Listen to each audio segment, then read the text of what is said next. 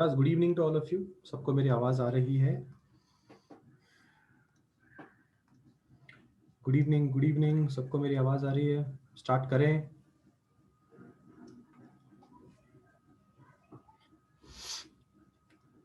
Can we start?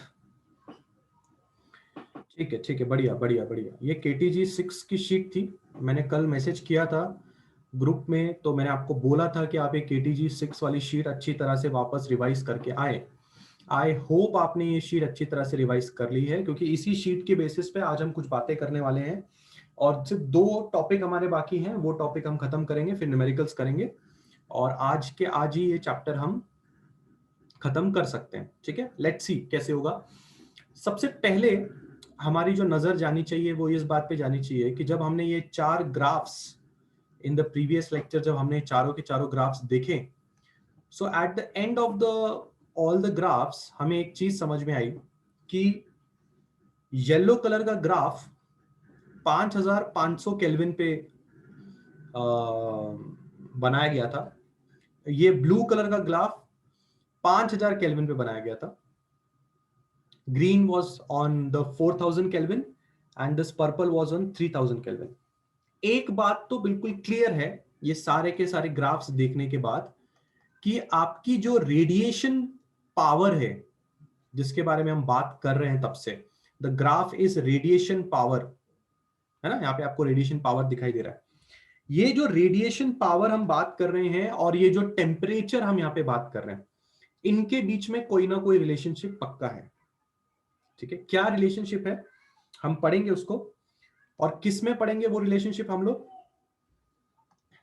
एक minute, वो relationship हम लोग पढ़ेंगे इस टॉपिक के अंदर। टॉपिक का नाम है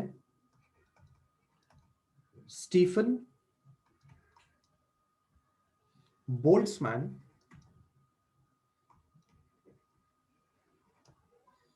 लॉ ऑफ रेडिएशन। ठीक है, इस टॉपिक के अंदर हम लोग पढ़ेंगे क्या पढ़ेंगे इस टॉपिक के अंदर हम लोग? Relation between R and T. R क्या है आपका? आर है आपका रेडिएशन पावर और टी है आपका टेम्परेचर। तो आज के लेक्चर में हम ये चीज भी पढ़ने वाले हैं। और एक चीज हम आज के लेक्चर में पढ़ने वाले हैं। ये तो एक चीज हुई जो हम आज के लेक्चर में पढ़ने वाले हैं, और एक चीज हम आज के लेक्चर में पढ़ने वाले हैं। उस लॉ का नाम है, साइड में लिख देता हूं मैं, उस लॉ का नाम है वेन्स डिस्प्लेसमेंट लॉ। कौन सा लॉ? Veins displacement law. ये 2 चीजें आज के लेक्चर में हमें अच्छी तरह से पढ़नी है। सबसे पहले हम ये पढ़ेंगे, उसके बाद हम ये पढ़ेंगे। ठीक है, अगर आप कल का लेक्चर यानी कि प्रीवियस लेक्चर KTG 6 अगर आप नोटिस कर रहे होंगे, तो KTG 6 लेक्चर के बेसिस पे सबसे पहली चीज हमें एक नोटिस करनी है, हर एक ग्राफ के टॉप पॉइंट पे कुछ लिखा हुआ है, लैम्डा मैक्स। ठीक है, यहां पे भी यहां लैम्डा मैक्स लिखा हुआ है, यहां पे लैम्डा मैक्स लिखा हुआ है, यहां पे लैम्डा मैक्स लिखा हुआ है। ठीक है, इस लैम्डा मैक्स के बारे में आज हमें चर्चा करनी है। अगर आप पिछला लेक्चर देख रहे होंगे तो मैं बार बार इस लैम्डा मैक्स को ना ऐसे छुपा रहा था आप लोग के लिए। मैं बार बार इस लैम्डा मैक्स को ना ऐसे किसी कलर से ऐसा छुपा रहा था, बिकॉज वो लैम्डा मैक्स एक ऐसी चीज है जो आपको इतना बड़ा कंफ्यूजन में डाल सकती है, जो कंफ्यूजन मैं नहीं चाहता था कि आपके दिमाग में पिछले लेक्चर में आई, क्योंकि पिछले लेक्चर में बहुत सारी चीजें एक साथ चल रही थी। तो आज हम लैम्डा मैक्स के बारे में बातचीत करते हैं कि लैम्डा मैक्स क्या है, what is lambda max in this graph. तो आज मैं उसके बारे में लिखता हूं। ठीक है, व्हाट इज लैम्डा मैक्स। मेरी बात बिल्कुल अच्छे से समझना। ठीक है, लैम्डा मैक्स जो वैल्यू आप यहां पे देख रहे हैं, ठीक है, वो वैल्यू पढ़ते वक्त, जब आप पढ़ते हो ना, आप अगर लैम्डा मैक्स अपने मुंह से पढ़ते हो तो आपको ऐसा लगता है लैम्डा मैक्स मतलब मैक्सिमम वेवलेंथ, बराबर? ऐसे ही पढ़ोगे ना, लैम्डा मैक्स मतलब दिमाग खुद को क्या बोलता है? दिमाग खुद को बोलता है मैक्सिमम वेवलेंथ। बिल्कुल सही बोल रहा है दिमाग, आपको कुछ गलत नहीं बोल रहा है। दिमाग आपको बिल्कुल सही बोल रहा है कि लैम्डा मैक्स का मतलब मैक्सिमम वेवलेंथ है, बिल्कुल सही बोल रहा है। परंतु परंतु साथ ही साथ आप इस बात पे भी ध्यान दें कि अगर आप येलो वाला ग्राफ देख रहे हैं, अगर आप येलो वाला ग्राफ देख रहे हैं, तो ये वाली वैल्यू लैम्डा मैक्स की होनी चाहिए। किस ग्राफ के लिए? येलो वाले ग्राफ के लिए। ब्लू वाले ग्राफ के लिए ये वैल्यू लैम्डा मैक्स की होनी चाहिए। कौन सी वैल्यू?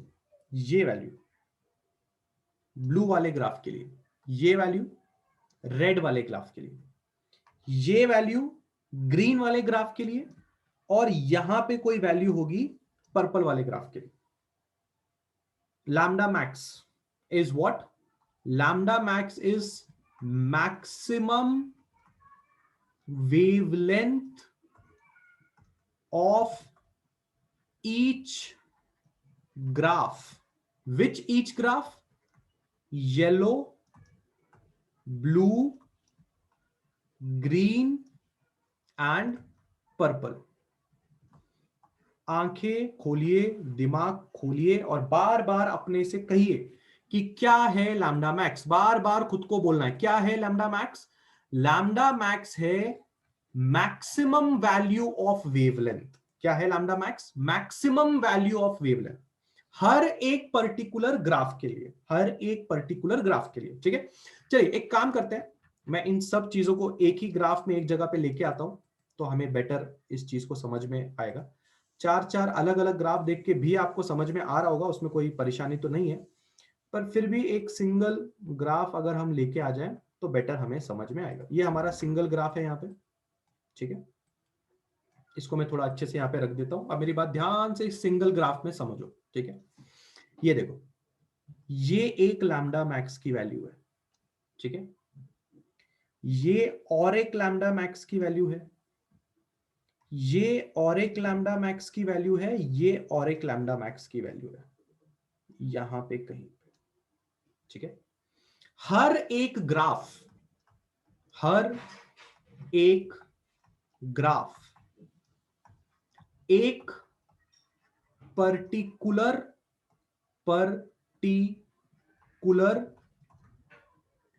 टेम्परेचर पे बनाया गया है। पहली बात, अपनी आंखें खोलें और इस बात को कंफर्म करें, क्या हर एक ग्राफ एक पर्टिकुलर टेम्परेचर पे बनाया गया है? हाँ, ये जो सबसे ऊपर वाला ग्राफ आपको दिख रहा है, ये 5500 पे बनाया गया है। उसके नीचे वाला ग्राफ 5000 पे, उसके नीचे वाला ग्राफ 4000 पे, उसके नीचे वाला ग्राफ 3000 पे। तो क्या ये बात सब लोग अपने दिमाग से कंफर्म कर रहे हैं कि हर एक ग्राफ एक पर्टिकुलर टेम्परेचर पे बनाया गया? Everybody is okay in confirming this thing? Give me yes और नो। हर एक ग्राफ एक पर्टिकुलर टेम्परेचर पे बनाया गया है, इस बात का कंफर्मेशन आप लोग की तरफ से है? मेरी सेकंड बात बिल्कुल ध्यान से समझना, मेरी सेकंड बात बिल्कुल ध्यान से समझना। हर एक ग्राफ के पास लैम्डा मैक्स की वैल्यू है। सोच विचार, ग्राफ पे देखिए मैंने क्या लिखा उसको समझिए, ग्राफ को देखिए मैंने क्या लिखा उसको समझिए। हर एक ग्राफ के पास लैम्डा मैक्स की वैल्यू है। इस वाले ग्राफ में अगर पूछूं 5500 केल्विन की अगर मैं बात करूं, तो ये आपका लैम्डा मैक्स है इस ग्राफ का। 5000 केल्विन की बात करूं तो ये आपका लैम्डा मैक्स है इस ग्राफ का। 4000 केल्विन की बात करूं तो ये लैम्डा मैक्स है। 3000 केल्विन की बात करूं तो ये लैम्डा मैक्स है। अब मुझे दूसरा यस और नो चाहिए आप लोगों से। क्या आपको इस बात की फीलिंग आ रही है? हर एक ग्राफ के पास उसका खुद का मैक्सिमम वेवलेंथ है, उसका खुद का मैक्सिमम वेवलेंथ है। इस बात पे मुझे हाई आना चाहिए। मैक्सिमम वेवलेंथ है, हर एक ग्राफ के पास उसका खुद का मैक्सिमम वेवलेंथ है। इस बात पे मुझे हाई आना चाहिए सब लोग की तरफ से।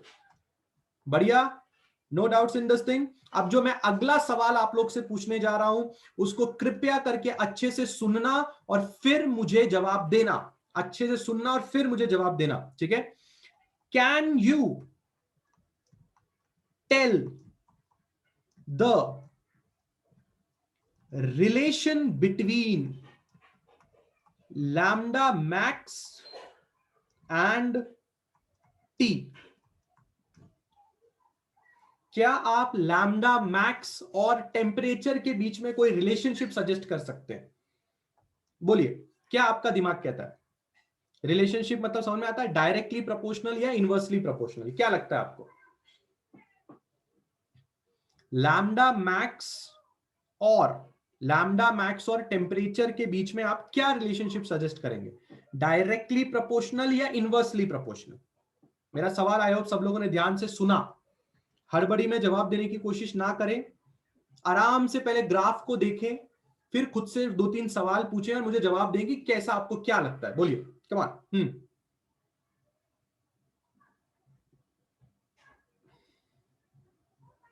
चलो एक गेम खेलते हैं। तैयार सब लोग? इस सवाल का जवाब आपको ऐसे नहीं मिलेगा, इस सवाल का जवाब आपको थोड़ा दिमाग लगा के मिलेगा, ठीक है? चलो, सबका ध्यान यहां पे होना चाहिए। All of you should pay attention. किसी का भी दिमाग थोड़ा भी इधर उधर हुआ, मैं जिम्मेदारी लेने वाला नहीं हूं, पहले बोलता हूं। इसलिए मैंने आराम से समझाने के लिए आज तुम्हें बुलाया। ये लैम्डा मैक्स की वैल्यू है, सबका ध्यान यहां पे होना चाहिए।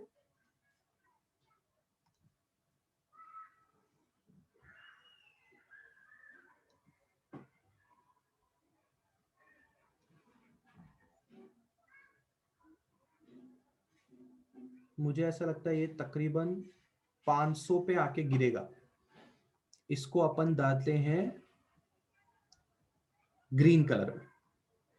यहां से शुरू हुआ, यहां पे खत्म हुआ, ठीक है? चलिए, अब मैं एक और कलर ले रहा हूं। Let me take a blue colour here, ठीक है? अब मैं अगले वाले बंदे का बनाने जा रहा हूं।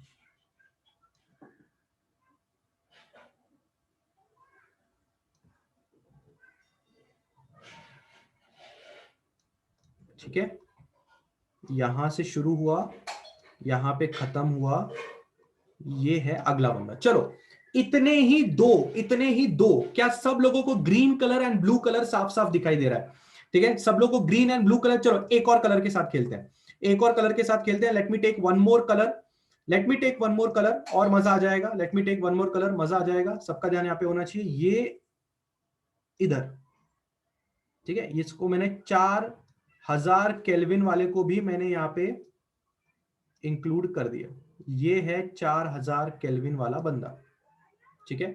अब मैं आप लोगों से वापस वही सवाल पूछना चाहता हूं जो मैंने अभी थोड़ी देर पहले आप लोगों से पूछा। क्या आप लोग मुझे बताएंगे कि लैम्डा मैक्स और टेम्परेचर के बीच में क्या रिलेशनशिप है? आप देख के बताओ, बोलो। Come on everybody, come on. Directly proportional, inversely proportional, क्या लगता है? तनिष्का, अभी भी जरा देख के बताओ, अभी भी देख के बताओ। आंखें खोलो और देखो। सायराज, आंखें खोल और देख। अच्छा चलो, अभी भी लोग गलत जवाब दे रहे हैं, तो अभी क्या कर सकते हैं? चलो चलो, यहां पे ध्यान दो। समझो ये ग्रीन वाली वैल्यू 500 है। समझो ये ग्रीन वाली वैल्यू 500 है, तो ये ब्लू वाली वैल्यू को मैं 505 पकड़ रहा हूं, ठीक है? 505 बहुत करीब हो रहा है, थोड़ा दूर दूर का पकड़ के चलते हैं। ये जो ग्रीन वाली वैल्यू है, ब्लू वाली वैल्यू है, मैं इसको पकड़ रहा हूं 600। और ये जो लाइट ब्लू वाली वैल्यू है, मैं इसको पकड़ रहा हूं 700। अब तो देख के बता दो, डायरेक्टली प्रोपोर्शनल है कि इनवर्सली प्रोपोर्शनल है? बिल्कुल ध्यान से देखना। अब मैं लिख के आप लोग को चीजें समझाता हूं, अगर आपको अभी भी नहीं समझ में आ रहा। जब आपका टेम्परेचर जब आपका टेम्परेचर 5500 केल्विन था, तो आपके लैम्डा मैक्स की वैल्यू 500 थी। चेक कर लीजिए अच्छी तरह से।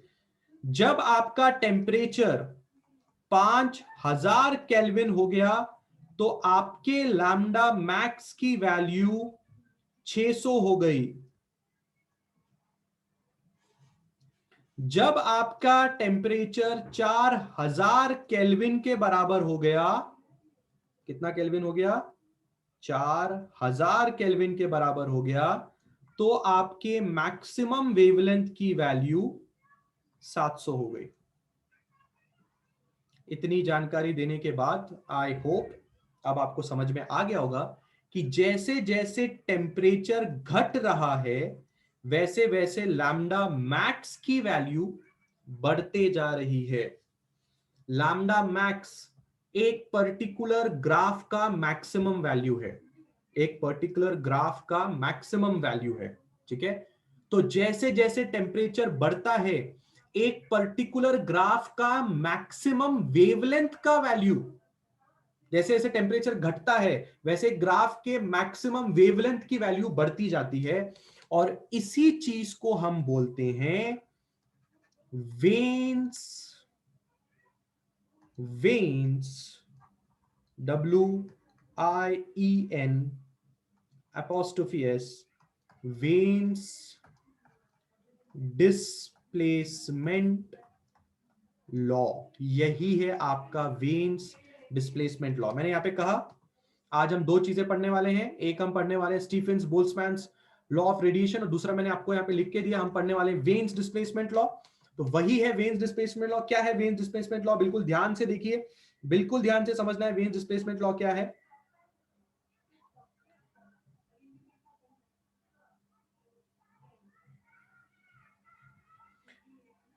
Lambda max is inversely proportional to capital T। ये है आपका वेन्स डिस्प्लेसमेंट लॉ। इस चीज को आप कैसे लिख सकते हो? लैम्डा मैक्स बराबर कांस्टेंट ऐड करें, यहां पे कांस्टेंट बी आता है और फिर टी लिखें, या फिर आप लिख सकते हैं लैम्डा मैक्स इंटू टी बराबर बी। ये भी फॉर्मूला चलेगा, ये भी फॉर्मूला चलेगा। जो बी आप यहां पे देख रहे हैं उसको बोला जाता है वेन्स कांस्टेंट, और जो बी की वैल्यू आप यहां पे देख रहे हैं 2.897 इंटू 10⁻³ मीटर केल्विन।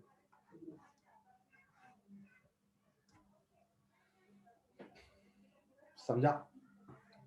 इसलिए कल से कह रहा था ध्यान से इस ग्राफ को समझो। ये ग्राफ दिखता है खतरनाक है भाई, बहुत खतरनाक ग्राफ है। पिछले वाले लेक्चर में मैंने जो कुछ समझाना था वो मैंने समझाया, वो पिछले वाले लेक्चर में आप उस चीज को अच्छी तरह से देखें।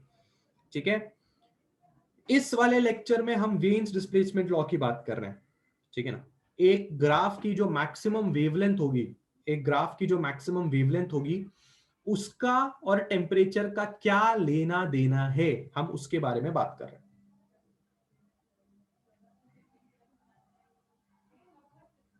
Done. Wien's displacement law done. बोलिए। Any doubts in Wien's displacement law? ये डायग्राम ऐसा रखू ना, green blue light blue, green dark light blue, वाला डायग्राम ऐसे ही रखता हूं तुम लोगों के लिए, ताकि कभी भी कंफ्यूजन बिल्ड हो भाई ये ग्राफ को देखने का, काम खत्म करने का। ठीक है, चलो अब एक और मौका दे रहा हूं स्टीफेंस बोल्ट्जमैन लॉ को, तुम्हें खुद मुझे इसका जवाब देना है। ठीक है, Stefan's Boltzmann law of radiation, यानी कि सर वो 507, हाँ वैसे रखा है अभिषेक, वो वैल्यूज में चेंज नहीं कर रहा हूं आप लोगों के लिए, पर वो एग्जांपल्स हैं, उनको सीरियसली मत लेना। ये जो नीचे मैंने वैल्यूज लिखी है ना 500 600 700, ये सिर्फ ऐसे ही लिए मैंने ताकि तुम्हारा दिमाग चल जाए, वो एग्जाम में मत लिख के आ जाना। ठीक है ना, ऑफिशियल वैल्यूज नहीं है। अब तुम्हारे लिए और एक चांस है, तुम्हें कैपिटल आर और कैपिटल टी के बीच में रिलेशनशिप बताना। ठीक है, अगर मैं तुमको ये तीनों ग्राफ दिखाता तो तुमने तीनों ग्राफ देख के खुद ही डिसाइड कर लिया है कि जो आर है रेडिएंट पावर और जो टेम्परेचर है वो दोनों के दोनों डायरेक्टली प्रोपोर्शनल है। जरा देख सकते हैं आप, जब आपका टेम्परेचर 5500 केल्विन था तो येलो कलर का ग्राफ कितना ऊपर तक जा रहा है, यानी कि रेडिएंट पावर कितना ज्यादा है। पर जब आपका ग्राफ 5000 केल्विन के लिए बनाया गया, तो आप ये ब्लू वाला ग्राफ देख सकते हैं कितना नीचे आ गया। इसका मतलब आप इतना तो समझ रहे हैं कि आपका रेडिएंट पावर और आपका टेम्परेचर डायरेक्टली प्रोपोर्शनल है। यही आपका Stefan's Boltzmann law of radiation है, पर थोड़ा इसमें चेंजमेंट है। डायरेक्टली प्रोपोर्शनल है पर थोड़ा इसमें चेंजमेंट है। क्या चेंजमेंट है जरा हम समझते हैं। हेडिंग पहले डाल लेते हैं। हेडिंग है आपका Stefan Boltzmann law of radiation. ठीक है, स्टीफन्स लॉ ऑफ रेडिएशन में क्या कहते हैं, वो जो आपका रेडिएंट पावर है वो डायरेक्टली प्रोपोर्शनल होता है टेम्परेचर के 4th पावर को। आपके टेम्परेचर के 4th पावर को डायरेक्टली प्रोपोर्शनल होता है। ये है आपका स्टीफन्स बोल्ट्जमैन लॉ। अगर आपको मैं साइड में वापस ग्राफ बना के समझाऊं तो शायद आपका दिमाग वापस चल जाए, पर मुझे लगता है ये बात सबको समझ में आ चुकी है। इसमें इतना डिस्कशन करने का मतलब नहीं है। 4th पावर कैसे आया उसका दिमाग आप मत लगाइए। स्टीफेंस और बोल्ट्जमैन ने वो लॉ निकाला है, उन्होंने स्टडी किया होगा, इसलिए उनको पता चला होगा कि डायरेक्टली प्रोपोर्शनल तो है पर 4th पावर को डायरेक्टली प्रोपोर्शनल है। जरा सोच विचार करके देखिए, अगर आप टेम्परेचर 5500 केल्विन लेते हैं तो जो रेडिएंट पावर आप देख रहे हैं वो रेडिएंट पावर कितने ऊपर तक जाती है। ये देखो, यहां तक आपकी रेडिएंट पावर जाती है। 5000 केल्विन पे आपकी रेडिएंट पावर इधर ही दम तोड़ रही है। 4000 में तो और नीचे आ गई, 3000 में तो और नीचे आ गई। तो जैसे जैसे टेम्परेचर घट रहा है आपका रेडिएंट पावर भी घट रहा है। ये बात तो किसी को भी ऐसा नहीं समझ में आने वाली बात नहीं है। पर याद रखिए, दोनों डायरेक्टली प्रोपोर्शनल हैं, परंतु 4th पावर ऑफ टेम्परेचर को डायरेक्टली प्रोपोर्शनल है। क्या everybody has got this thing? Everybody has got this thing? आपका no doubts in this thing? ये समझना आसान है। 4th पावर मींस चौथा power. 4th power means T का 4th पावर। जैसे 2 का स्क्वायर हो सकता है, 2 का क्यूब हो सकता है, तो 2 का 4th पावर भी हो सकता है। समझा? ठीक है। अब आपको पता है ना, आर अगर मैं यहां पे एक इक्वल टू साइन डालूंगा तो मुझे एक कांस्टेंट ऐड करना पड़ेगा। उस कांस्टेंट का नाम है सिग्मा, और यहां पे आएगा टी टू द पावर 4 वापस। ठीक है, ये जो सिग्मा आप यहां पे देख रहे हैं, इस सिग्मा का नाम होता है स्टीफेंस कांस्टेंट। क्या नाम है सिग्मा का? Stefan's constant. और इस सिग्मा की वैल्यू है 5.67 into 10 to the power -8 joules per metre cube second kelvin का पावर -4। ये है आपके स्टीफेंस कांस्टेंट की वैल्यू। ये दो लॉ आज हमें समझने थे। पहला वाला लॉ वेन्स डिस्प्लेसमेंट लॉ है, another a very very important law. अच्छे अच्छे लोगों को ये लॉ समझने में उनकी वाट लग जाती है, क्योंकि उनको बेसिक कंसेप्ट नहीं पता होता। उनको ये पता ही नहीं होता कि वेन्स डिस्प्लेसमेंट लॉ किस चीज के बारे में बात कर रहा है, और दूसरा स्टीफेंस लॉ किस चीज के बारे में बात कर रहा है। ये समझने में भी आधे लोग नाकाम रहते हैं, क्योंकि उनको पता ही नहीं है कि स्टीफेंस लॉ किस बारे में बात करता है। तो ये हो गया आपका स्टीफेंस लॉ। ठीक है, और ऊपर हो गया आपका वेन्स डिस्प्लेसमेंट लॉ। कहानी खत्म नहीं हुई है, अभी भी स्टीफेंस लॉ को थोड़ा और हमें डिटेल में पढ़ना बाकी है। ठीक है, तो क्या हम इतना अभी तक से क्लियर मान सकते हैं? क्या मैं अब आगे बढ़ूं? स्टीफेंस लॉ में थोड़ी और बातें करनी है। इतना स्टीफेंस लॉ सबको समझ में आया? एक बार नजर घुमा लो स्टीफेंस लॉ पे। टेंशन मत लो, ये स्टीफेंस जो कांस्टेंट है इसकी वैल्यू आपको क्वेश्चन में दी होगी, आपको इसको रट्टा नहीं मारना है। ठीक है, एक बार वेन्स डिस्प्लेसमेंट लॉ भी देख लो, उसमें किसी को प्रॉब्लम है तो वो भी एक बार देख लो। Wien's constant, Stefan's constant, proportionality sign जब हटता है तो एक कांस्टेंट ऐड होता है, वो तो आपको बचपन में सिखाया गया, उसको आपको टेंशन लेने की जरूरत नहीं है। यहां पे वेन्स कांस्टेंट आएगा और यहां पे स्टीफेंस कांस्टेंट आएगा। बस ये दो चीजों के बारे में मुझे हाँ या ना बोल दो, थोड़ी और बातें हमें करनी है अभी। बोलिए, इज इट डन?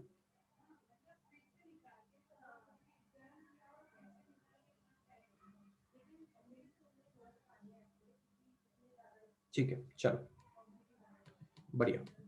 अब अच्छे से मेरी अगली 15 मिनट की बातों को सुनना, ठीक है, वरना वो बोलते हैं ना, अंत भला तो सब भला।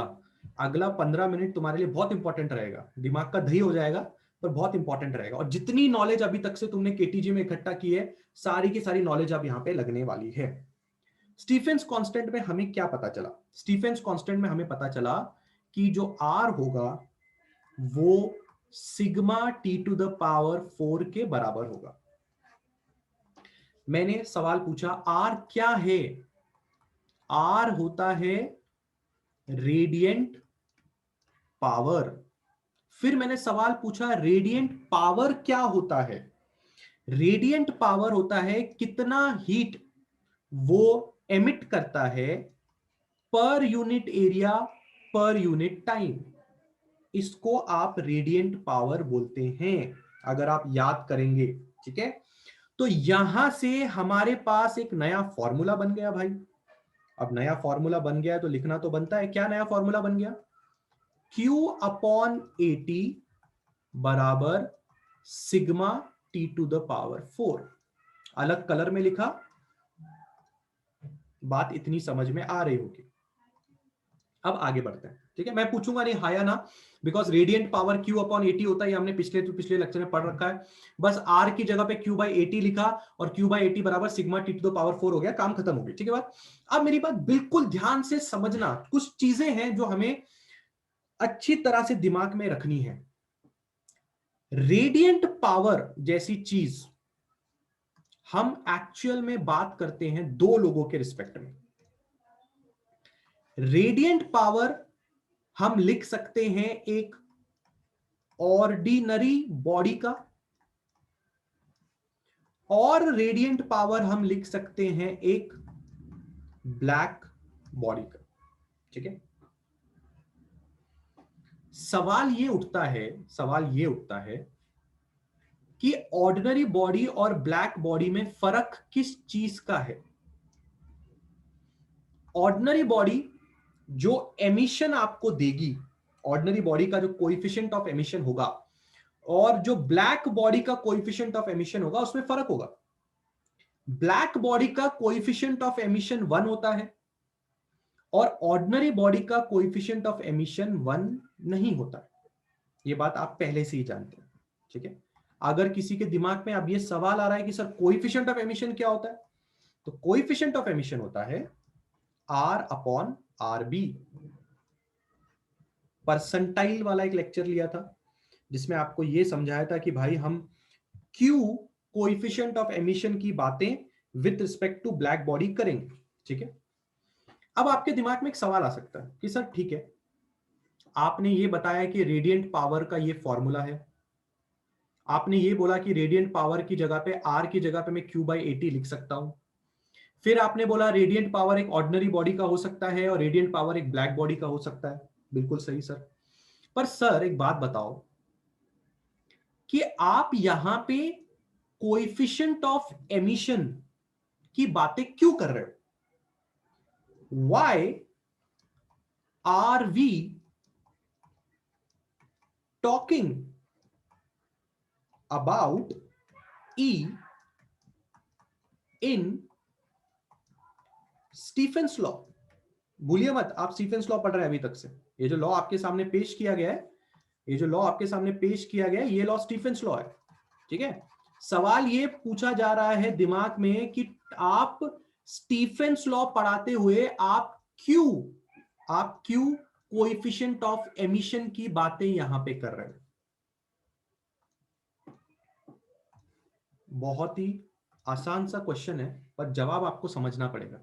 ठीक है, क्या आपको पता है कि जो रेडियंट पावर होता है किसी भी बंदे का, वो इस बात पे डिपेंड करता है कि उसका कोएफिशिएंट ऑफ एमिशन कैसा है।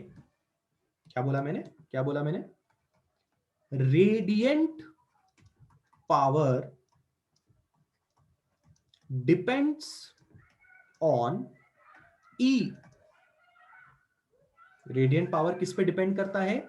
ई पे डिपेंड करता है। अगर मैं आपको मेरी इस बात पे यकीन ना आ रहा हो तो मैं आपको समझाता हूं, ठीक है? चलो एक एग्जांपल लेके थोड़ी यादें ताजा कर देता हूं ताकि आप थोड़े कंफर्टेबल महसूस होने लगे। यहां पे एक बॉडी रखी हुई है, उसका नाम ऑर्डिनरी बॉडी है।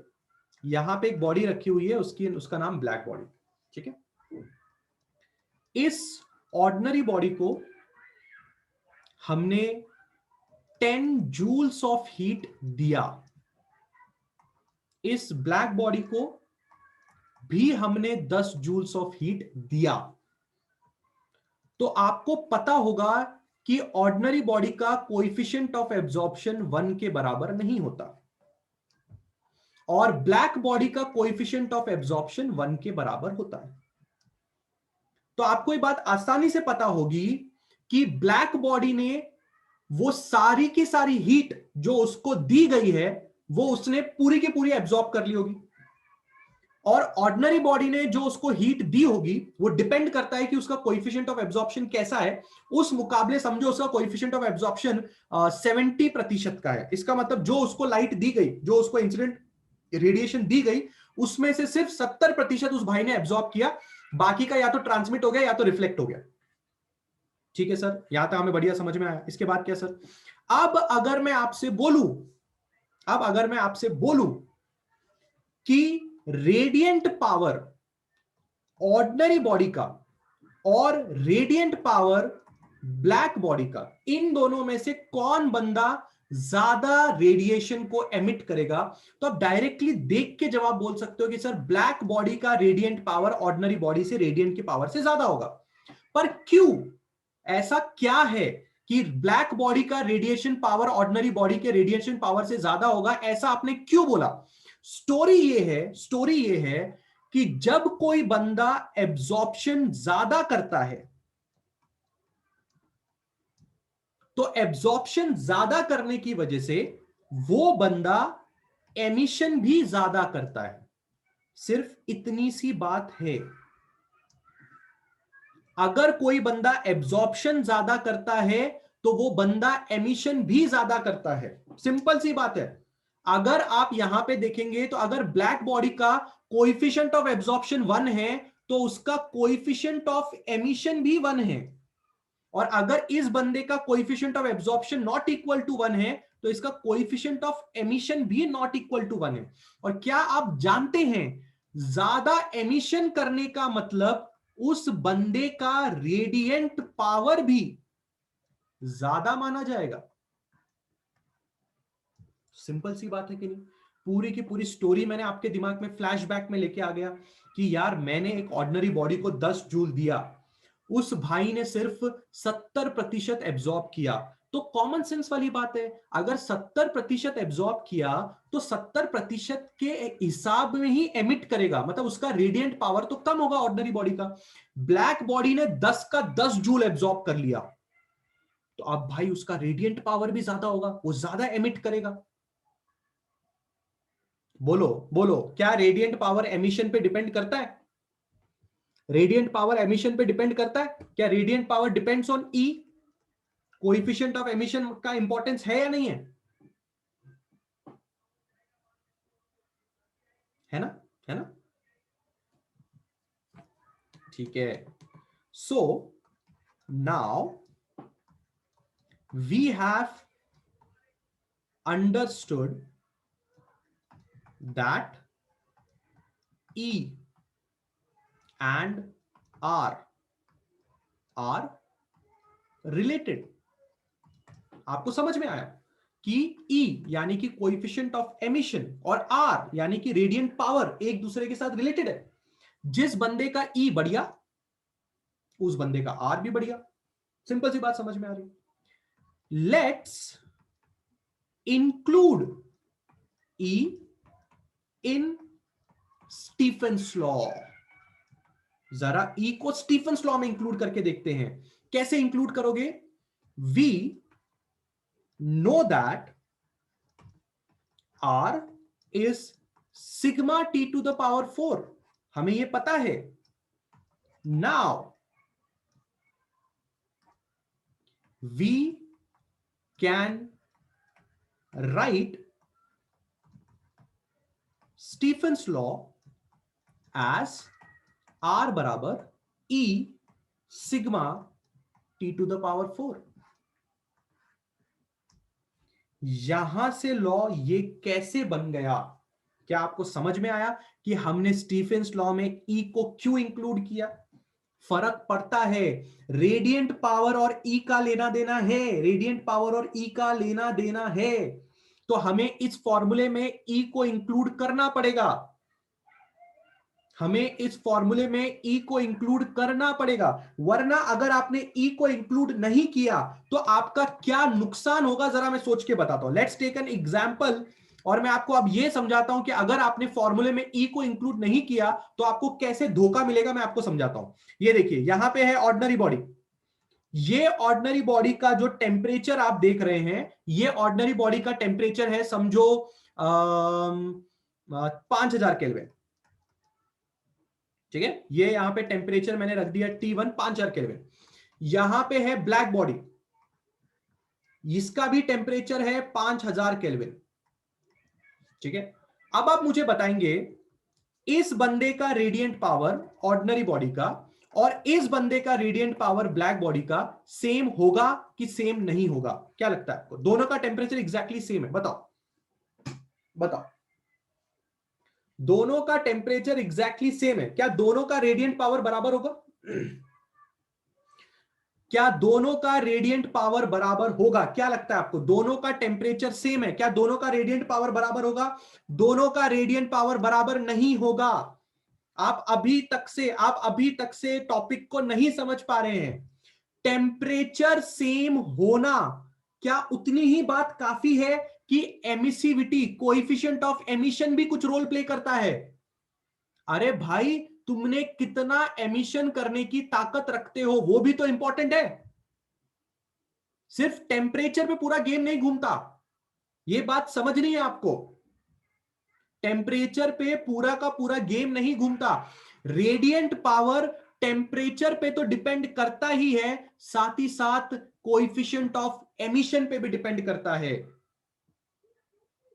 बहुत सारी चीजों पे रेडिएंट पावर डिपेंड करता है. हम लोग यहां पे पिछले लेक्चर में अगर आप याद करेंगे तो पिछले लेक्चर में मैंने आपको यह समझाया था कि रेडिएंट पावर कैसे क्यू पे डिपेंड करता है, कैसे एरिया पे डिपेंड करता है, कैसे टाइम पे डिपेंड करता है. इसके बारे में एक डिटेल लेक्चर हो चुका है. आज मैं उस बारे में बात करके और कंफ्यूजन क्रिएट नहीं करना चाहता. आज मैं आपसे सिर्फ इतना पूछना चाहता हूं कि ऑर्डिनरी बॉडी का और ब्लैक बॉडी का टेम्परेचर सेम है. अब मुझे खाली इतना सवाल का जवाब दो कि अगर ऑर्डिनरी बॉडी और ब्लैक बॉडी का टेम्परेचर सेम है तो क्या दोनों के दोनों सेम रेडिएंट पावर देंगे?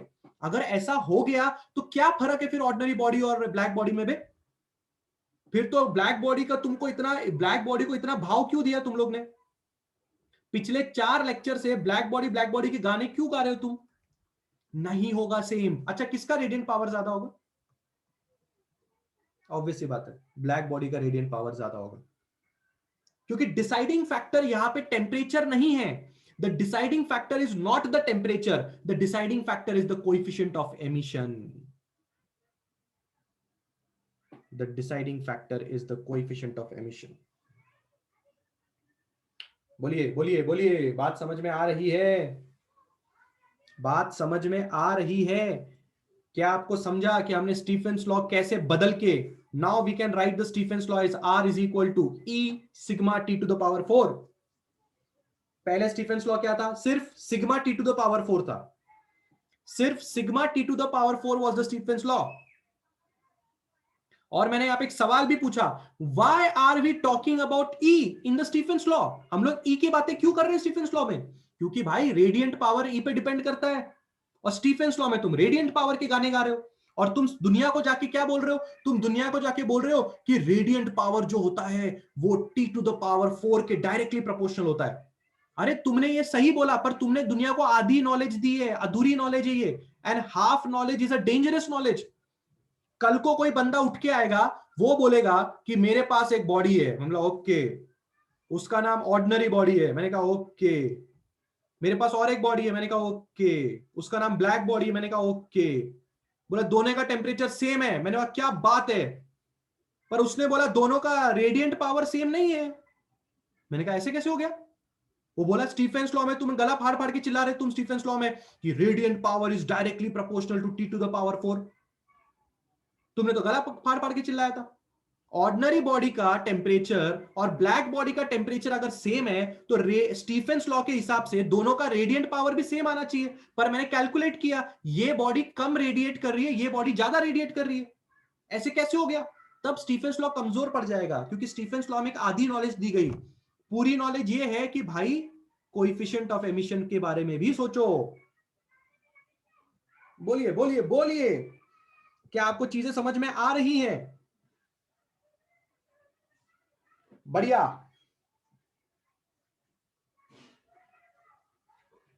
Done done.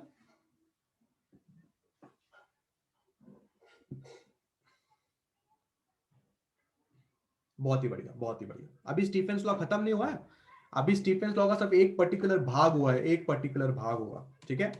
अब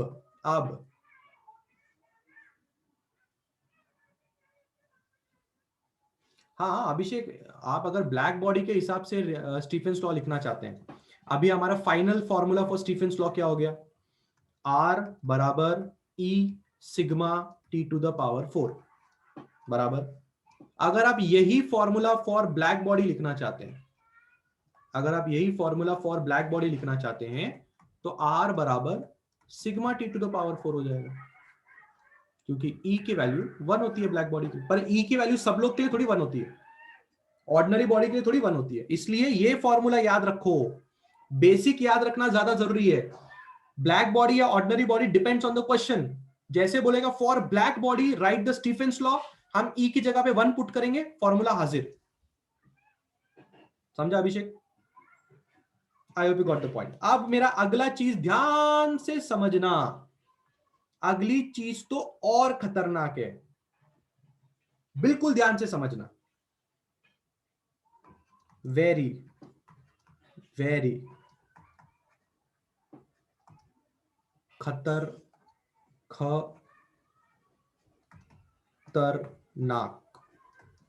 वेरी वेरी खतरनाक। ठीक है, बिल्कुल मेरी बात ध्यान से समझना। एक भाई साहब हमारे पास आते हैं और हमको ये बोलते हैं कि मेरे पास एक ब्लैक बॉडी है। हमने कहा कांग्रेट्स। तो फिर हमने कहा क्या प्रॉब्लम है आपको? तो उसने बोला कि मेरे एक भाई साहब हैं, मेरा सगा भाई है, उसके पास भी ब्लैक बॉडी है।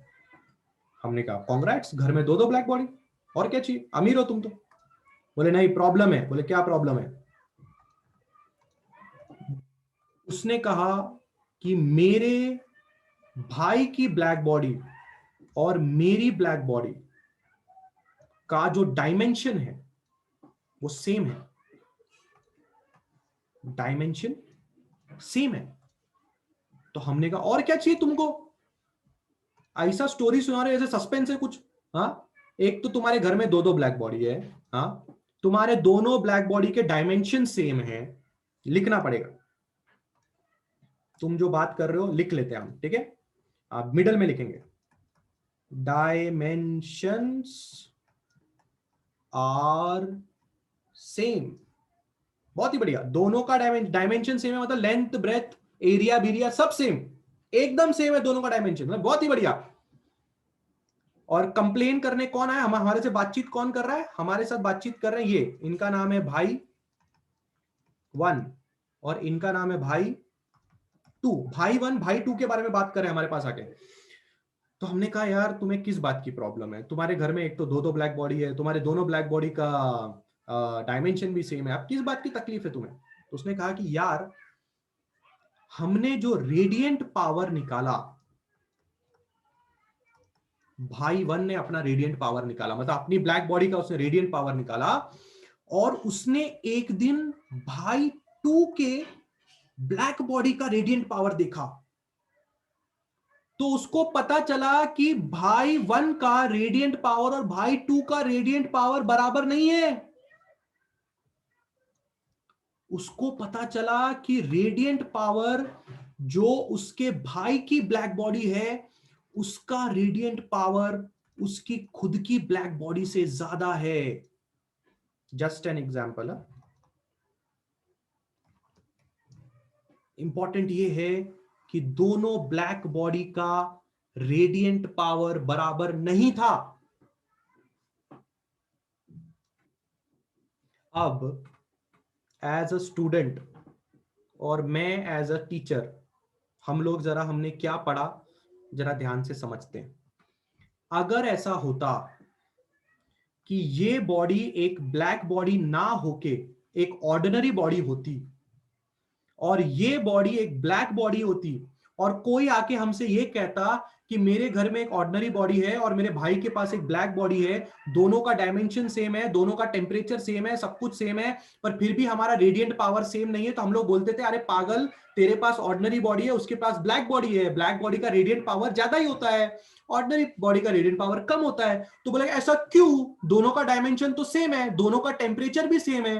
तो उसको बोलने का था अरे पागल, दोनों का कोएफिशिएंट ऑफ एमिशन सेम नहीं है ना, इसलिए ब्लैक बॉडी ज्यादा रेडियंट पावर देती है और तुम्हारी ऑर्डिनरी बॉडी कम रेडियंट पावर देती है। परंतु हमारे केस में ऐसा नहीं है। भाई 1 ने इस बात का कंफर्मेशन दिया है हमें कि मेरे घर में ब्लैक बॉडी 100% वो ब्लैक बॉडी ही है, और भाई 2 के घर में 100% ब्लैक बॉडी ही है। दोनों का डायमेंशन सेम है, दोनों का टेम्परेचर भी सेम है। लो भाई, टेम्परेचर इज सेम। लो भाई, दूसरी भी उसने बॉम्ब फोड़ दिया, दोनों का टेम्परेचर सेम, दोनों ब्लैक बॉडी, दोनों का डायमेंशन सेम, पर फिर भी दोनों का रेडियंट पावर सेम नहीं है। इमेजिन करो, ऐसे कैसे हो गया? तो हमने एक टीम भेजी, पहले हमने एक टीम भेजी भाई 1 के घर पे, और हमने उसी टीम को भेजा भाई 2 के घर पे। टीम 1 ने सबसे पहले डायमेंशन नापा, भाई 1 का, भाई 2 का, बिल्कुल सही। टेम्परेचर नापा, इस वाले बॉडी का, इस वाले बॉडी का, बिल्कुल सही। साला फिर भी दोनों का रेडियंट पावर अलग अलग। और फिर हमने गए स्टीफेंस लॉ के पास, हमने स्टीफेंस को बोला Stefan's what is your law? Stefan's says R is equal to E sigma T to the power 4। पर यार E दोनों ब्लैक बॉडी है तो दोनों का E 1 होगा, सिग्मा दोनों के लिए सेम है, टेम्परेचर दोनों के लिए सेम है। टीम हैरान, टीम बोल रही है फॉर्मूला वाइज अगर सोचे तो साला दोनों का रेडियंट पावर सही आ रहा है, सेम आ रहा है, पर अगर मशीन से नापे या किसी और अंदाज से नापे तो दोनों का रेडियंट पावर अलग अलग आ रहा है। तब टीम को पता चला कि अभी भी स्टीफेंस लॉ में कुछ खराबी है, और वो खराबी ये है जो आपको याद रखनी है, और अगर आप भूल गए तो मैं आपको बहुत मारूंगा।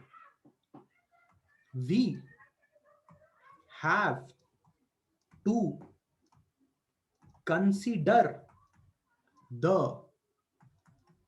Temperature of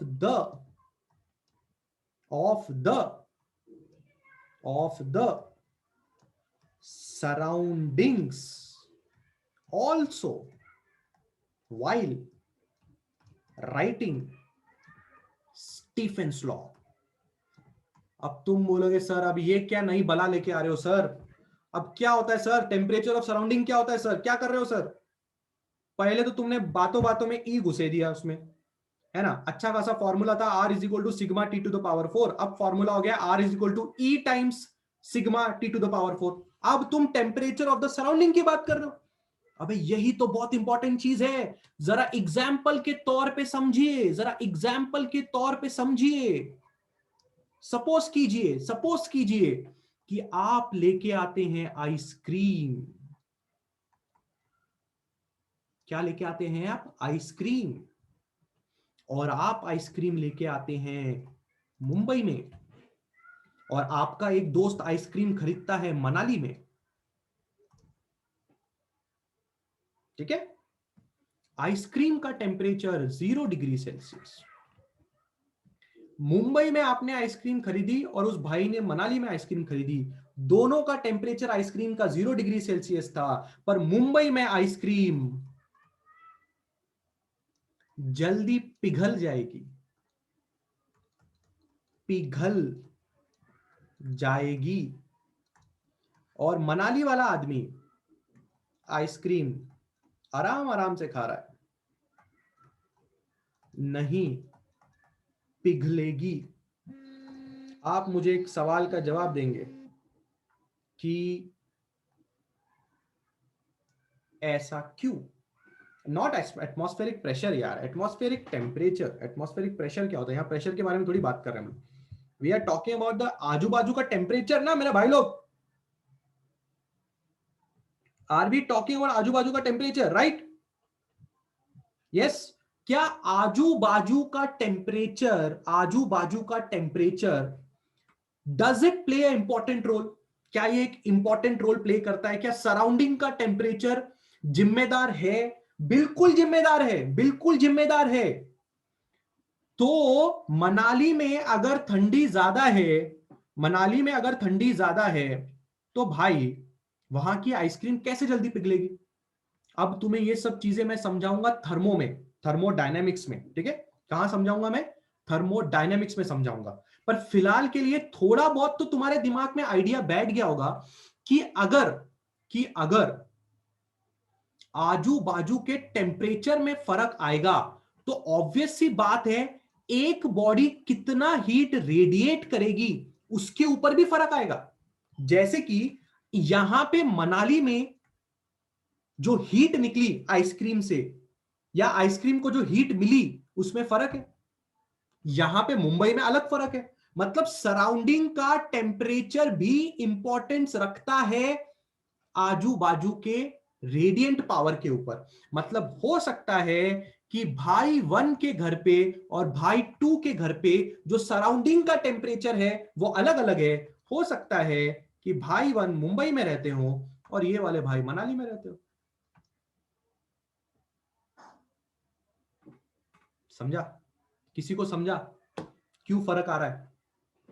did anybody understand why the फर्क कमिंग? इंपॉर्टेंट है या नहीं है?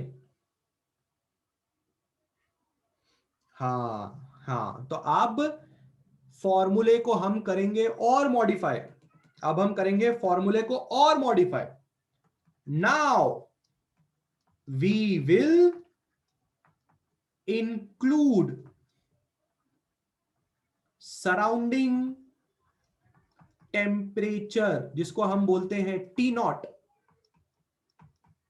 इन द फॉर्मूला।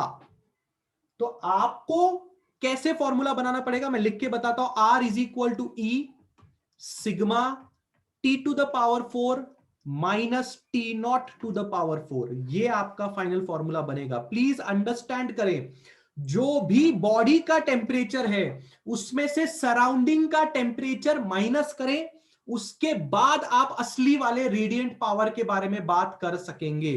अगर आपने सराउंडिंग का टेम्परेचर माइनस नहीं किया तो आप गलत फॉर्मूले की तरफ बढ़ेंगे।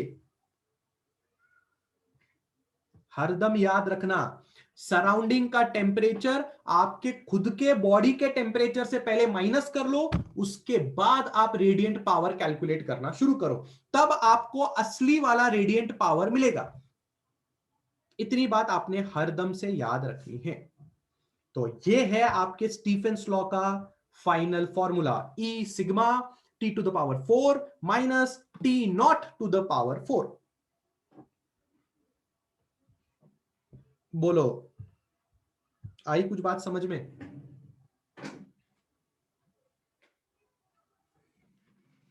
क्लियर?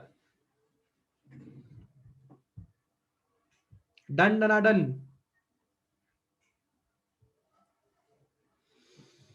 हाँ,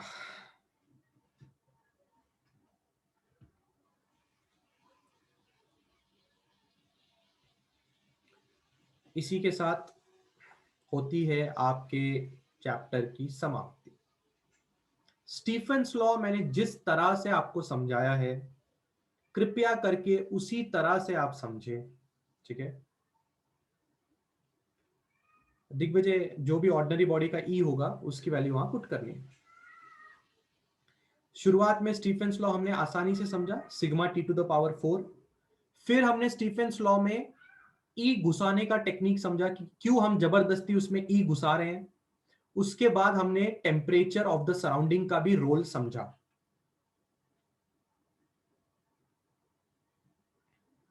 अब हम आगे बढ़े, न्यूमेरिकल्स करें। ब्लैक बॉडी हो या ऑर्डिनरी बॉडी हो, सबके लिए यही फॉर्मूला यूज होगा। ब्लैक बॉडी हो या ऑर्डिनरी बॉडी हो, सबके लिए यही फॉर्मूला यूज होगा, ठीक है। खाली ब्लैक बॉडी और ऑर्डिनरी बॉडी के चक्कर में सिर्फ ई का फर्क है। किसका फर्क है? ई का। बाकी सब फॉर्मूले सबके लिए सेम होंगे। ऐसा नहीं है कि ब्लैक बॉडी के लिए आप अलग टेम्परेचर का इस्तेमाल करोगे। जो टेम्परेचर क्वेश्चन में दिया होगा आप वही टेम्परेचर का इस्तेमाल ब्लैक बॉडी के लिए करो जो क्वेश्चन में दिया हो। बस फर्क कहां पड़ेगा? ई का फर्क पड़ेगा, बस उतना आपको ध्यान देना। साइराज, ब्लैक बॉडी का और सराउंडिंग के टेम्परेचर का कोई लेना देना नहीं है। ऐसा नहीं है कि ब्लैक बॉडी का और ब्लैक बॉडी जहां रख दोगे वहां सराउंडिंग का टेम्परेचर कम हो जाएगा। सराउंडिंग का टेम्परेचर और ब्लैक बॉडी का कोई लेना देना नहीं है। ऐसा थोड़ी आप मनाली में ब्लैक बॉडी लेके जाओगे तो मनाली का टेम्परेचर गिर जाएगा। समझ में आ रही है बात? ठीक है, हाँ चल। अब हम क्या करेंगे? अब हम करेंगे न्यूमेरिकल, ठीक है। तैयार? उल्टा शुरू कर रहे हैं, 25वें न्यूमेरिकल से शुरू कर रहा हूं। सबका ध्यान यहां पे होना चाहिए, ठीक है। सिंपल सिंपल न्यूमेरिकल है। अगर आपने बेसिक कंसेप्ट्स याद रखें तो आपको न्यूमेरिकल भी समझ में आ जाएंगे। पेन और पेपर लेके सब लोग तैयार?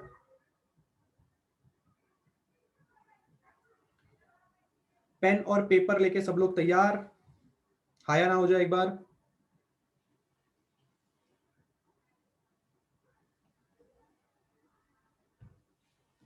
ट्वेंटी फिफ्थ क्वेश्चन से शुरू कर रहा हूं। सबका ध्यान यहां पे होना चाहिए, बिल्कुल भी ध्यान यहां वहां ना लेके जाए, ठीक है। 25th क्वेश्चन से शुरू कर रहा हूं। ये है 25th क्वेश्चन, बिल्कुल सिंपल सिंपल, टेंशन नहीं लेने का। The temperature, find the temperature of the black body if its spectrum has a peak at a value of 700 nanometer, 3 centimeter, 3 meter। बस इतना है।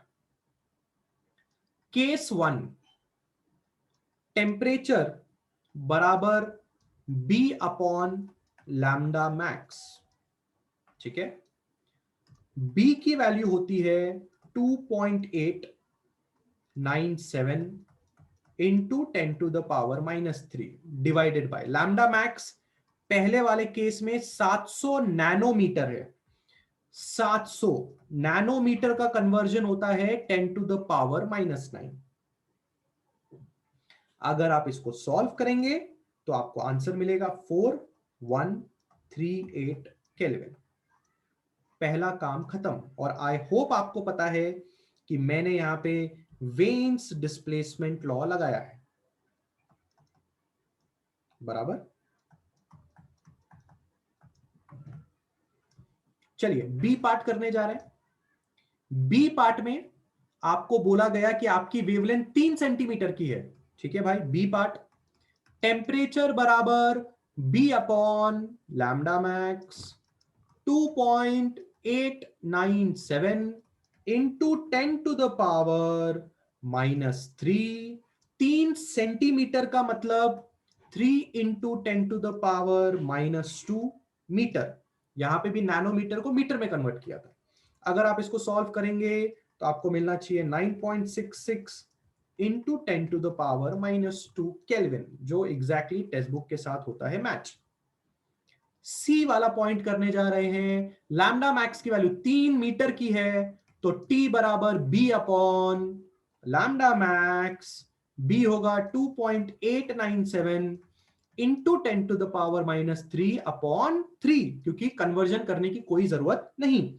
अगर आप इसको सॉल्व करेंगे 9.66 into 10 to the power -4 kelvin. हा या ना? बच्चों वाला क्वेश्चन। 25 डन। बोलो। क्लियर? वेन्स डिस्प्लेसमेंट लॉ लगाया, खुद ही ने लैम्डा मैक्स की वैल्यू दी थी, बी की वैल्यू खाली हमने याद रखी। अगर हमने याद नहीं भी रखी होती तो टेक्स्ट बुक खुद ही बी की वैल्यू भी बता रहा है। कोई टेंशन लेने की बात नहीं है, सब कुछ आपके सामने है। की फर्क पैदा है? आगे बढ़े। बोलो 25th क्वेश्चन सबको समझ में आया? Can I move forward? बहुत ही बढ़िया। चलो फिर अगला क्वेश्चन देखते हैं। पेस्ट 24 करें? 24 करते हैं, ठीक है। चलो ध्यान से पढ़ना अगला क्वेश्चन मेरे साथ, ठीक है। 24। A small blackened solid copper sphere of radius 2.5, उसका रेडियस 2.5 सेंटीमीटर का है, यानी कि 2.5 into 10 to the power -2 metre का, is placed in an evacuated chamber, ठीक है। The temperature of the chamber is maintained at 100 degree Celsius.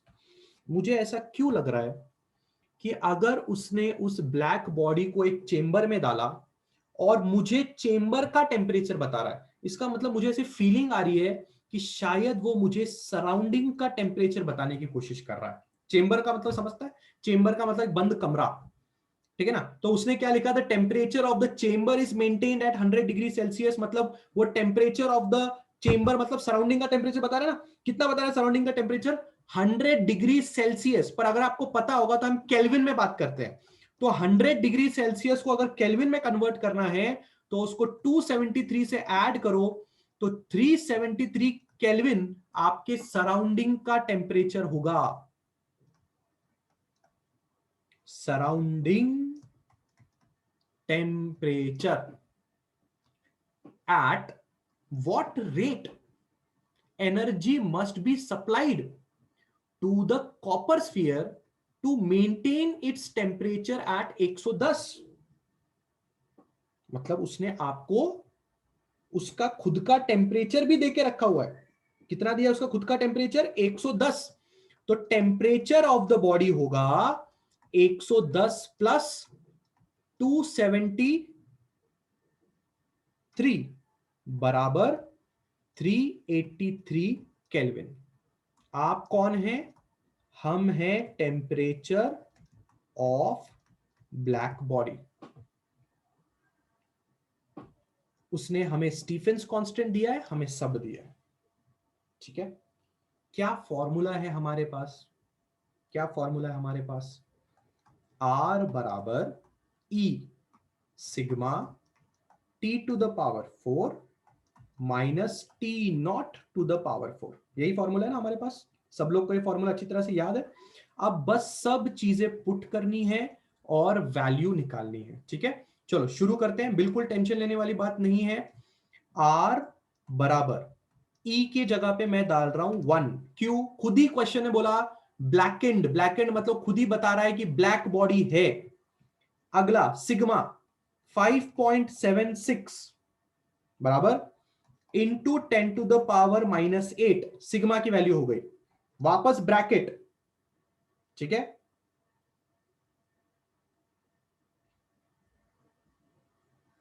अच्छा फिर रेडियस क्यों दिया हुआ है ना? रेडियस भी तो दिया हुआ है। रेडियस का क्या करेंगे?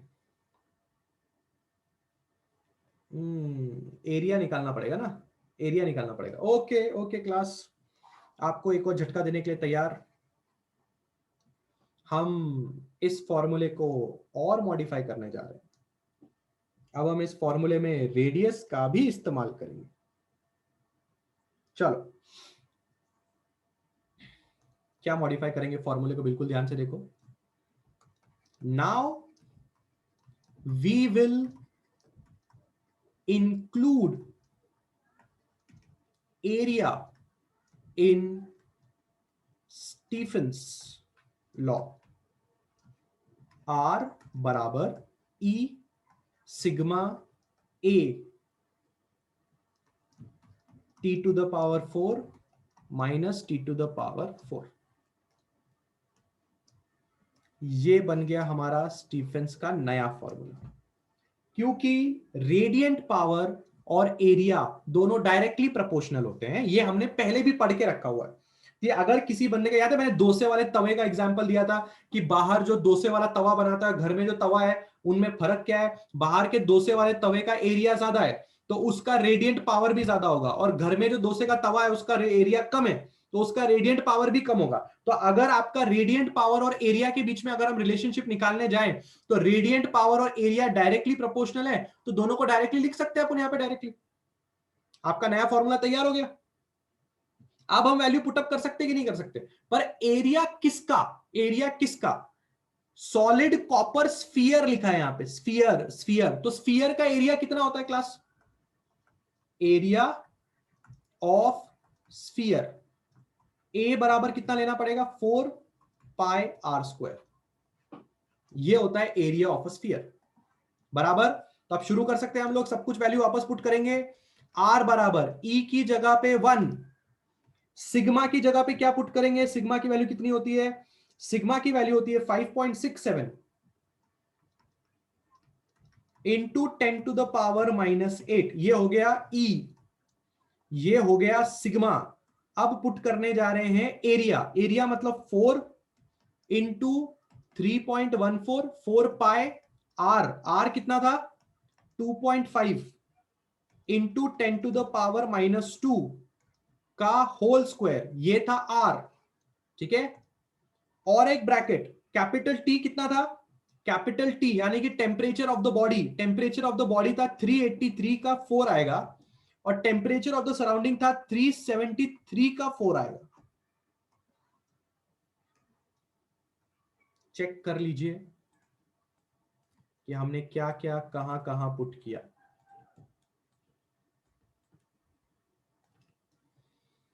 5.76 है क्या स्टीफेंस का वैल्यू? ओह माय मिस्टेक, 5.76 बराबर। सब लोग को सब्स्टिट्यूशन समझ में आया? क्या सब लोगों को सब्स्टिट्यूशन समझ में आया? हाँ या ना? अब मेरी बात बिल्कुल ध्यान से समझना।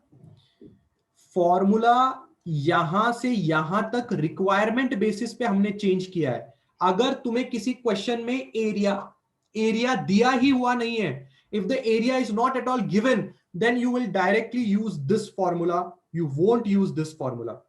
हमने एरिया का वैल्यू क्यों डाला यहां पे? क्योंकि क्वेश्चन में आपको रेडियस दिया हुआ है, क्वेश्चन में आपको रेडियस दिया हुआ है, इसलिए हमने एरिया की जगह पे 4 पाई आर स्क्वायर को यहां पे सब्स्टिट्यूट किया, क्योंकि रेडियस का इस्तेमाल एरिया के फॉर्मेट में ही किया जा सकता है। I hope everybody is understanding this thing. अगर आप इसको सॉल्व करोगे तो आपको final answer exactly text book का आना चाहिए, जो है 0.9624 वैट।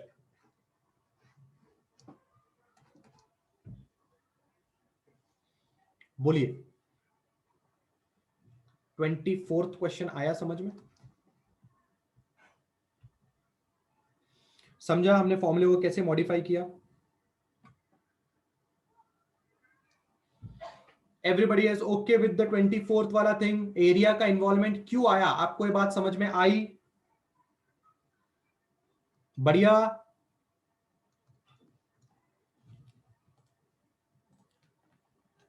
23rd क्वेश्चन करने जा रहे हैं, सबका ध्यान होना चाहिए यहां पे। Earth's mean temperature can be assumed to be 280 Kelvin। Direct kelvin में दिया हुआ है, ठीक है। How will the curve of the black body radiation look like for this temperature? Find out the lambda max. In which part of the electromagnetic spectrum does the value lie? ठीक है, सबसे पहले तो मैं लैम्डा मैक्स की value निकालूंगा। क्या formula है भाई? टी बराबर B by lambda max. So lambda max का फॉर्मूला क्या होगा? बी बाय टी बराबर। तो अगर हम यहां पे इसको सॉल्व करने बैठे तो बी का वैल्यू कितना होता है? बी का वैल्यू होता है 2.897 इंटू 10⁻³ टेम्परेचर आपको दिया हुआ है 280। अगर आप इसको सॉल्व करेंगे तो आपको मिलेगा 1.035 इंटू 10⁻⁵ मीटर्स। अब अगर आपने कभी ये देखा है, इलेक्ट्रोमैग्नेटिक स्पेक्ट्रम नाम की कोई चीज देखी है, ठीक है ना, if you have seen an electromagnetic spectrum नाम की कोई चीज अगर आपने सुनी है, तो आपको पता होना चाहिए इस तरह की वेवलेंथ जो आती है वो इंफ्रारेड रीजन में आती है। इंफ्रारेड, यहां टेक्स्ट बुक में गलत दिया हुआ है। This thing doesn't come in microwave region, it comes in infrared region. Electromagnetic spectrum के बारे में कभी आपने सुना है? Have you heard about electromagnetic spectrum? 11वीं क्लास के अंदर चैप्टर हुआ करता था।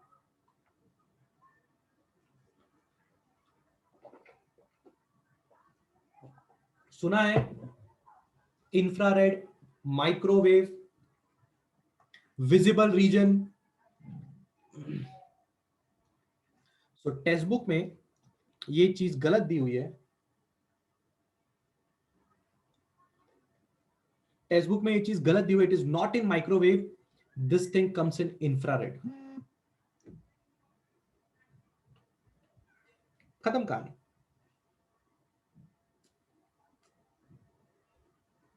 सिंपल।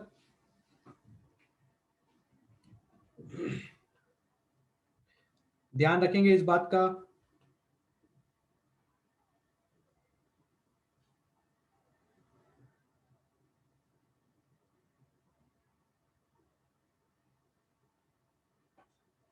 बढ़िया, आगे बढ़ रहे हैं। पेस्ट कर्व तो वैसे ही रहेगा ना खुशी, कर्व तो वैसे ही रहेगा ना। ये देखो, how will the curve of the black body radiation will look like, वही अपना ग्राफ। ऐसा ही कर्व तो ऐसे ही दिखता है ना। कोई भी टेम्परेचर हो, कोई भी टेम्परेचर, सारे के सारे कर्व्स तो ऐसे ही दिखते हैं ना, आपने देखा ना, इसलिए मैंने उसके बारे में बात नहीं किया। बराबर, ठीक है। चलिए अब हम करने जा रहे हैं अगला question, 22nd question. Compare the rate of emission, यानी कि R, of heat by a black body maintained at 727 and at 227 if the black bodies are surrounded by an enclosure black at 27 degree Celsius. क्या क्या क्या क्या? if the black bodies are surrounded by an enclosure, enclosure मतलब surrounding, enclosure मतलब surrounding, 27 degree Celsius का surrounding है। पहले मैं टेम्परेचर लिख देता हूं सब लोगों के। पहली वाली ब्लैक बॉडी का टेम्परेचर है 727 डिग्री सेल्सियस। दूसरे वाले ब्लैक बॉडी का टेम्परेचर है 227 डिग्री सेल्सियस। दोनों बॉडी को सराउंडिंग में रखा गया है 27 डिग्री सेल्सियस। पहला बॉडी, दूसरा बॉडी, और दोनों बॉडीज को रखा गया है 27 डिग्री। एनक्लोजर, एनक्लोजर मतलब सराउंडिंग, एनक्लोजर मतलब सराउंडिंग। तो क्वेश्चन हम वापस पढ़ लेते हैं। पहली ब्लैक बॉडी 727 डिग्री सेल्सियस पे है, दूसरी बॉडी 227 डिग्री सेल्सियस पे है, ठीक है, और सराउंडिंग का टेम्परेचर 27 डिग्री सेल्सियस है। पर एक गलती हो गई यार, अपन टेम्परेचर डिग्री सेल्सियस में नहीं लिख सकते ना। टेम्परेचर किस में लिखना चाहिए हमें? केल्विन में लिखना चाहिए, बराबर, केल्विन में लिखना चाहिए ना। तो गलती हो गई यहां पे। तो अपन पहले वाले बॉडी का टेम्परेचर कितना लिखेंगे? इसमें हमें ऐड करना चाहिए 273। तो पहले वाले बॉडी का टेम्परेचर हो जाएगा 1000 केल्विन, बराबर। और दूसरे वाले बॉडी के टेम्परेचर में भी हमें ऐड करना चाहिए 273 केल्विन। तो 273 प्लस 227 500, बराबर। और सराउंडिंग के टेम्परेचर में भी हमें 273 ऐड करना चाहिए, तो ये हो जाएगा 300 केल्विन। तैयार है सब लोगों को? क्वेश्चन समझ में आया? अब मैं शुरू करूं?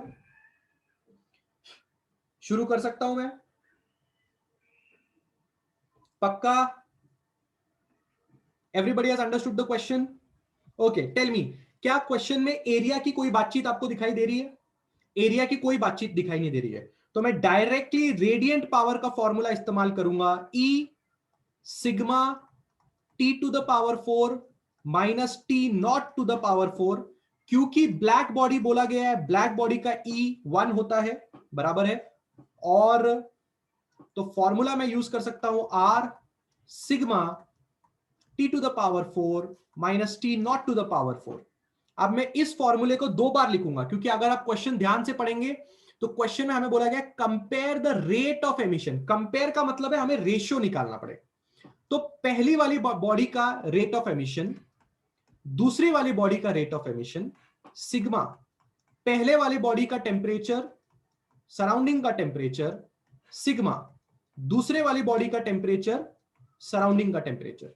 यहां से सिग्मा सिग्मा भी कैंसिल हो जाएगा, तो R1 by R2 T1 to the power 4 T naught to the power 4 T to the power 4 T naught to the power 4। Check कर लीजिए, हम लोग फाइंड कर रहे हैं रेशियो, क्योंकि क्वेश्चन में बोला गया है कंपेयर। कंपेयर का मतलब होता है रेशियो फाइंड करना। यहां तक कोई डाउट? मैंने ये वाला फॉर्मूला क्यों इस्तेमाल किया, क्या सबको समझ में आया? एरिया के बारे में बात क्यों नहीं की, क्या ये समझ में आया? अगर आप एरिया के बारे में बात करते तो भी कैंसिल आउट हो जाता, क्योंकि दोनों बॉडीज एग्जैक्टली सेम है। सिग्मा सिग्मा कैंसिल आउट हो गया, अब सिर्फ पुट करने की देरी है। पुट करूं? अच्छा, स्क्वायर लिखा है ना, यहां पे आएगा 4, बराबर। क्या एमिशन? अबे अभिषेक, रेट ऑफ एमिशन मतलब क्या होता है? What is rate of emission? R का फॉर्मूला क्या है? Q अपॉन 80 ना, इसी को तो रेट ऑफ एमिशन बोलते हैं, बराबर है ना? The amount of heat radiated per unit area per unit time, इसी को तो रेट ऑफ एमिशन बोलते हैं बेटा, बराबर ना? Clear clear clear? पुट करूं अभी वैल्यूज सारी? पुट करूं वैल्यूज अभी? 2 मिनट का कमाल बाकी है खाली, चलो पुट करते हैं वैल्यूज, ठीक है? R1 बाय R2, T1 कितना है भाई? T1 बताओ मुझे, T1 बताओ सब लोग।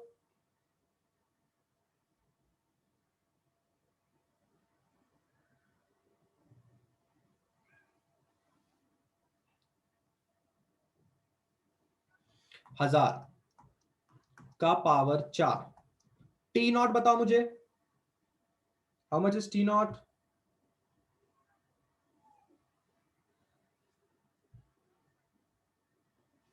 तीन सौ का पावर 4।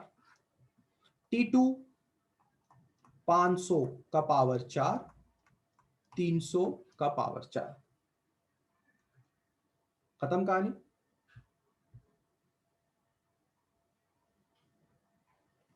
इतना तो आप लोग सॉल्व कर ही सकते हैं।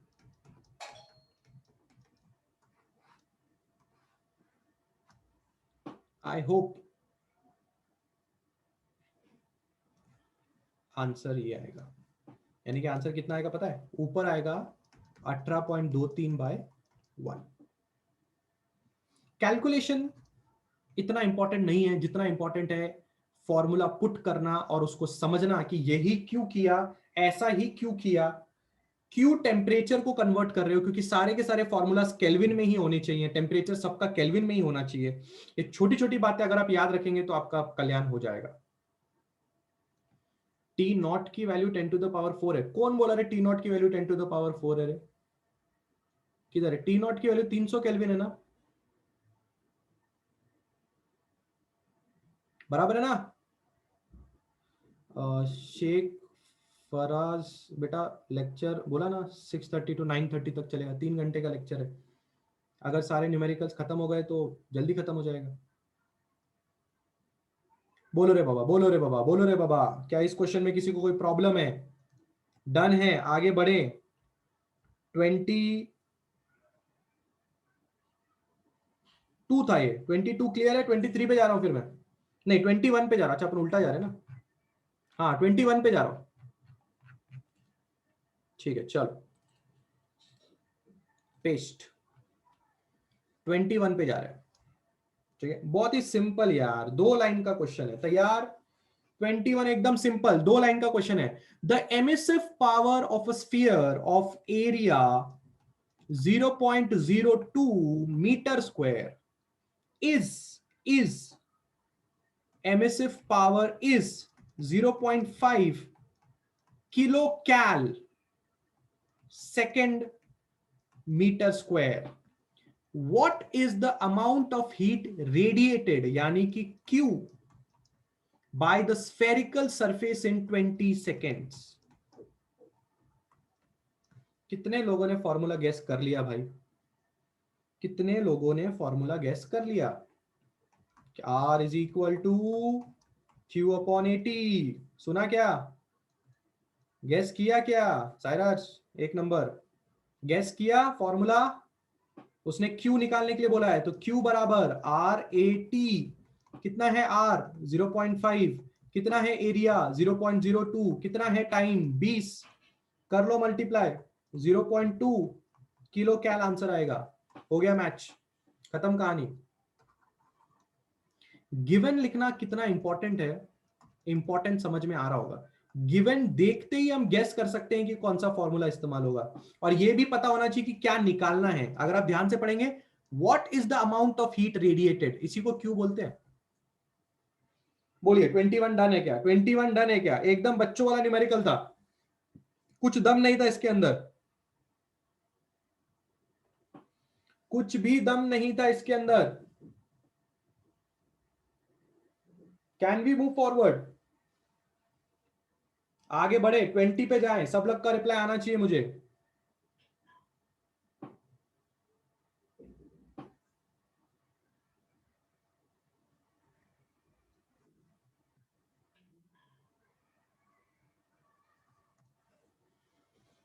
बढ़िया, चलिए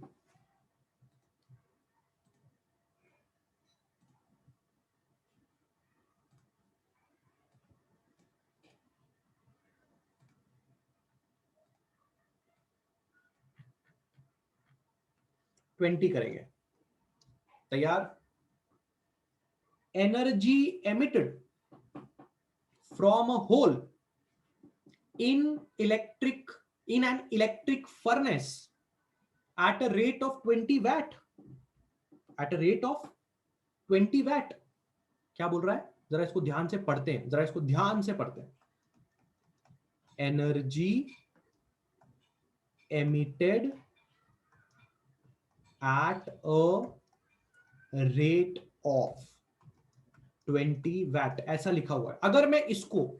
अगर मैं इसको मैथमेटिक्स के फॉर्म में लिखना चाहूं तो कैसे लिखूंगा? एनर्जी मतलब Q, रेट मतलब टाइम, Q बाई टी का वैल्यू 20 वैट दिया हुआ है। पहले तो अपने दिल को और दिमाग को ये समझा लो कि मैं कैसे एक लाइन पढ़ता हूं, और मैं सिर्फ उस लाइन में मैथमेटिक्स क्या हो सकता है वो ढूंढता हूं। Rate, energy emitted at a rate of Q by T, क्या ये बात सही है?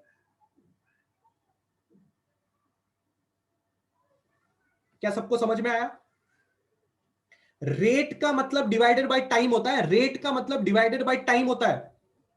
जैसे बचपन में पढ़ते थे rate of change of velocity, rate of change of velocity, final velocity initial velocity by time, this is called as acceleration. Rate मतलब डिवाइड करो टाइम से।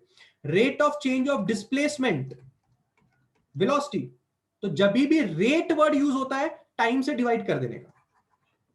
आया कुछ समझ में? तो किसकी रेट के बारे में बात कर रहा है? Energy emitted at the rate of, तो एनर्जी मतलब Q और रेट ऑफ मतलब टाइम। बोलो कितने लोग को ये बात समझ में है? Q बाई टी बराबर 20 वैट, हाँ या ना? बढ़ू आगे। when the temperature of the furnace is 727, temperature 727 plus 273 बराबर कितने का हो जाएगा? 1000 केल्विन, ठीक है। What is the area of the hole, take Stefan's constant to be इतना। बताओ कौन सा लॉ लगेगा, मुझे लगता है स्टीफेंस लॉ लगेगा। बोलिए स्टीफेंस लॉ लगाए, can we apply Stefan's law here? Yes yes. परंतु परंतु क्या आप जानते हैं हम कौन सा स्टीफेंस लॉ यहां पे लगाएंगे? R is equal to sigma T to the power 4, बस इतना लगाएंगे, बस इतना स्टीफेंस लॉ लगाएंगे। क्यों? क्यों मैं आपको बताता हूं। क्वेश्चन में ई की बातें नहीं की गई, दिख रहा है आपको? क्वेश्चन में सराउंडिंग की बातें नहीं की गई। क्या इन दोनों की बातें आपको क्वेश्चन में दिखाई दे रही है? नहीं दे रही है। दिखाई दे रही है क्वेश्चन में आपको ई की बातें दिखाई दे रही है? बोल रहा है ब्लैक बॉडी है कि ऑर्डिनरी बॉडी है, आर यू नहीं। क्या क्वेश्चन में बोल रहा है सराउंडिंग का टेम्परेचर कितना है? नहीं, बराबर। तो क्यों हम ये फॉर्मूला यूज करें? हम लोग अपना बेसिक फॉर्मूला यूज करेंगे। ये बेसिक फॉर्मूला आपने देखा है ना, सबसे पहले यही फॉर्मूला निकाला था स्टीफेंस लॉ का। सबको समझा मैंने ये वाला फॉर्मूला क्यों इस्तेमाल किया? Everybody is okay with this thing? Come on, give me yes और नो ऑल ऑफ यू। अभिषेक बता रहा हूं, जादू अभी देखना बाकी है। पहले तो मुझे ये बताओ कि R is equal to sigma T to the power 4, मैंने ये वाला फॉर्मूला क्यों इस्तेमाल किया? कि सब बात सबको समझ में आ रही है? क्या किसी को ये डाउट तो नहीं है सर E का इस्तेमाल क्यों नहीं किया, T नॉट का इस्तेमाल आपने क्यों नहीं किया? बहुत ही बढ़िया। मुझे एक बात बताओ, मुझे एक बात बताओ, क्या मैं R की जगह पे लिख सकता हूं Q बाय AT बराबर sigma T to the power 4?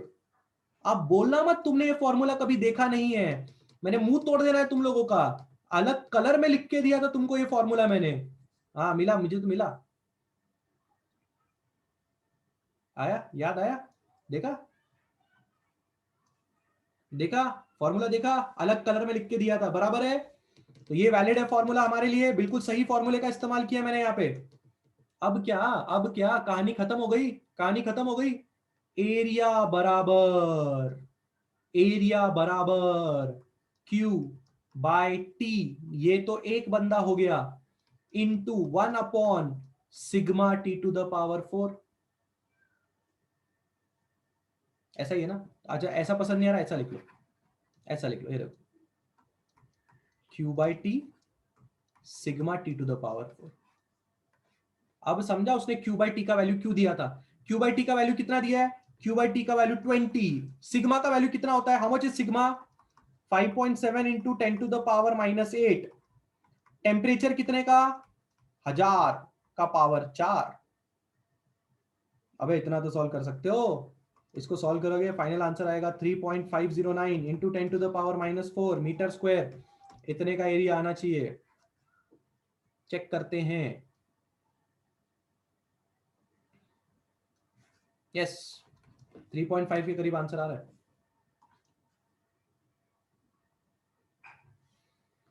हाँ जी हाँ जी हाँ जी, क्वेश्चन में Q बाई टी क्यों दिया, किसी को समझा? Q बाई टी की जगह पे मैंने पुट कर दिया 20। आपको समझ में आ रहा है ना? यहां पे Q बाई टी बचेगा, Q बाई टी यहां से बचेगा, इतना मैथमेटिक्स आता रहेगा, Q बाई टी बचेगा। और वहां से sigma T to the power नीचे की तरफ आएगा और वो एरिया इधर पहुंच जाएगा। क्रॉस मल्टीप्लीकेशन, बोलिए बोलिए बोलिए, क्या 20 आपको समझा?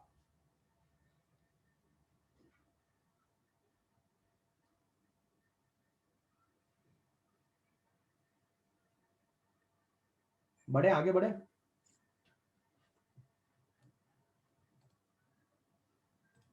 अगर नॉलेज, किशन ई इसलिए नहीं लिया बेटा क्योंकि क्वेश्चन में ई के बारे में कोई बात नहीं की। किशन देखो, क्वेश्चन में ई के बारे में कोई बात नहीं की और सराउंडिंग के टेम्परेचर के बारे में भी कोई बात नहीं की है क्वेश्चन में, इसलिए हमने ई और टी नॉट वाला फॉर्मूला यूज नहीं किया। आपको क्वेश्चन के ऊपर डिपेंड करके सोचना है कि मैंने कौन सा फॉर्मूला यूज करना है, इसलिए अपन ने सबसे सादा वाला फॉर्मूला यूज किया। ओके किशन, चलिए आगे बढ़ रहे हैं, अगला क्वेश्चन देखते हैं क्या है। 19वां क्वेश्चन करने जा रहा हूं। अरे यार इतना सिंपल क्वेश्चन, 19वां इज वेरी सिंपल, ध्यान से देखो। Calculate the energy radiated in 1 minute time. 1 minute, 1 minute मतलब how many seconds? 60 seconds by a black body of surface area 100 centimetre square, यानी कि 100 इंटू 10⁻⁻⁴ मीटर स्क्वायर बराबर। Maintain at a temperature of 227 मतलब 500 kelvin. हमको बताना है calculated the energy radiated is, कितना energy उसने रेडिएट किया होगा, हमें उसका फॉर्मूला चाहिए। ठीक है, मैं दिमाग लगाता हूं, हम स्टीफेंस लॉ का इस्तेमाल करेंगे।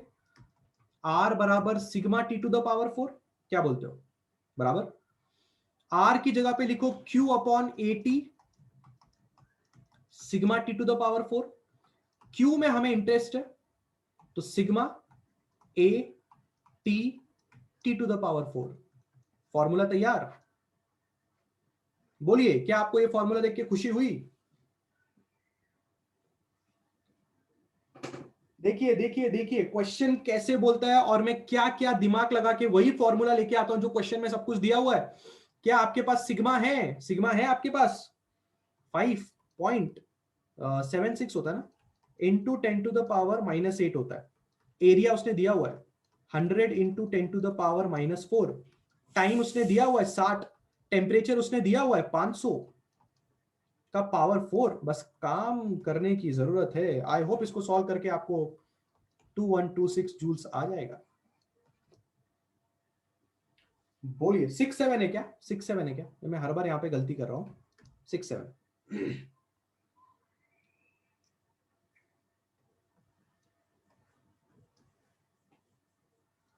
सिर्फ और सिर्फ गिवन के बेसिस पे खेल रहा हूं। बस गिवन देखता हूं, आंसर देखता हूं, काम खत्म करता हूं। 7-6 है। अबे तुम लोग यार डिसाइड कर लो यार, तुम लोग डिसाइड कर लो यार, 6-7 है कि 7-6 है यार, कमान है यार। 7-6 फाइनल।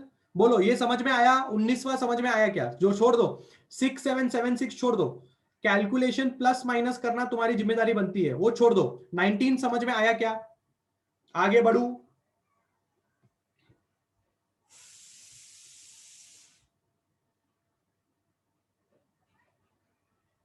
बहुत ही बढ़िया। चलिए, paste calculate the average kinetic energy नहीं करेंगे, पढ़ा ही नहीं है। काइनेटिक एनर्जी नहीं करेंगे, पढ़ा ही नहीं है। जो टॉपिक हमने पढ़ा नहीं वो नहीं कर सकते। ठीक है, आरएमएस स्पीड के बारे में फॉर्मूला तो पढ़ रखा है, बट कोई डेडिकेटेड फॉर्मूला नहीं पढ़ा हुआ है।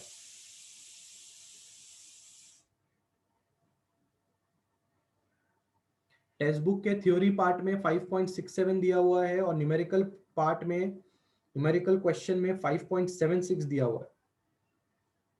खुशी सिंह का कहना है कि टेक्स्ट बुक में 5.67 बोलता है, न्यूमेरिकल पॉइंट में 5.76 बोलता है स्टीफेंस कांस्टेंट की value.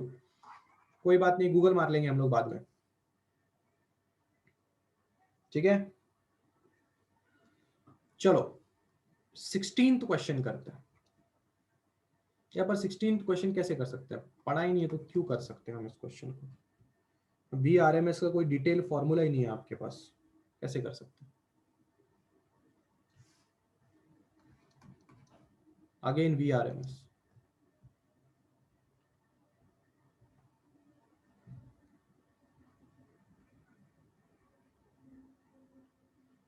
Again VRMS।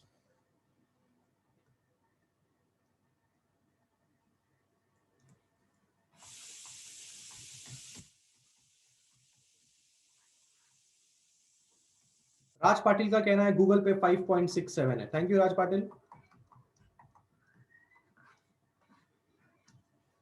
Stephen's constant का वैल्यू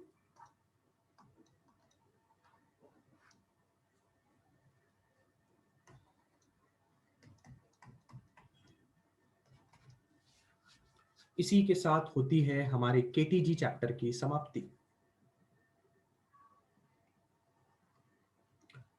जितने जल्दी आप फॉर्मूलास को रट्टा मारना शुरू कर देंगे, जैसे मुझे सारे के सारे फॉर्मूलास इतनी अच्छी तरह से याद हैं कि मैं एक ही सांस में सारे फॉर्मूले लिख सकता हूं। तुम्हें जब तक ये चीजें तुम्हारे पास में नहीं आएंगी तब तक तुम्हारा कुछ भला नहीं होने वाला किसी भी चैप्टर में। यस अभिषेक, बाकी questions out of the syllabus है। वो अगर आप उसको ट्राई भी करना चाहते हैं, जो भी क्वेश्चन मैंने कट किया है, अगर आप उसको ट्राई करना चाहते हैं, ये फॉर्मूला है, ये लो,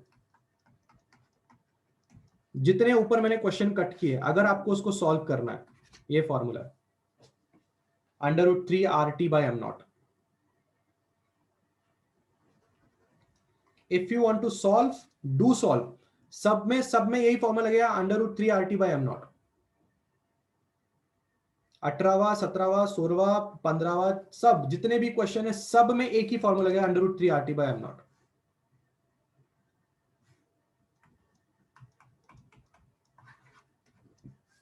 14 to 18।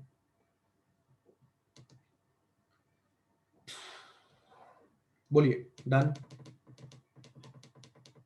Clear all of you. अबे आर मतलब क्या? आर मतलब यूनिवर्सल ये है, गैस कांस्टेंट।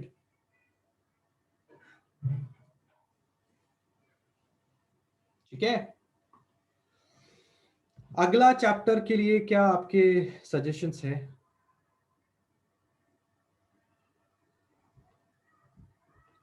फिजिक्स 2 में चलें? क्या कहते हैं, फिजिक्स पार्ट 2 में चलें अगले चैप्टर के लिए? अभी हम थे फिजिक्स पार्ट 1 में, क्या कहते हैं, फिजिक्स पार्ट 2 में चलें? नहीं है अभिषेक, फिर भी अगर आ गया तो फॉर्मूला लिख के दिया है मैंने। ईएमआई स्टार्ट करें कि थर्मो स्टार्ट करें? मैं बोलता हूं थोड़ा ईएमआई चालू करते हैं, ठीक है?